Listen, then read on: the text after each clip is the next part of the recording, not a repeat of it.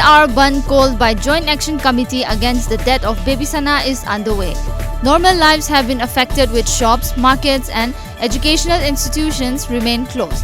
Security have been tightened. No untoward incidents have been reported so far. Stating that the 48-hour statewide Bandh called by JSC against the death of baby Sana is unreasonable, Superintendent Imphal West K. Meghachandra has appealed the people not to support the Bandh. The SP also warned of legal action against supporters of the Bandh.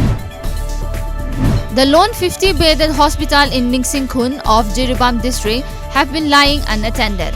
Vice President of All Jiribam United Club Association, Mutum Premchandra, alleged that the government as well as the concerned authority have neglected the hospital. On inspection, the hospital was in a pathetic condition. Residents of Jakura Dhor Gram Panchayat and Borobekra Gram Panchayat drew the attention of Chief Minister N. Biren over the misuse of funds under Swachh Bharat Abhiyan for building 12,000 toilets.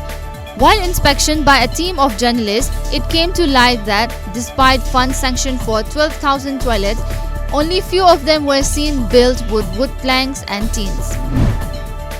Wahingbam Devananda, a 9th standard student of Jawahar Navodaya Vidyalaya in Yaralpat, Imphal East, has been shortlisted among the 60 students that will get the chance to witness the landing of Chandrayaan-2 with Prime Minister Narendra Modi on September 7.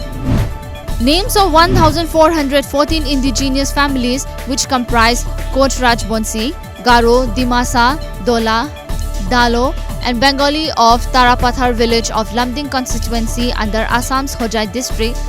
These families came to Assam on the call of Prime Minister Jawaharlal Nehru from East Pakistan in the year 1964 as they were tortured in the name of religion there.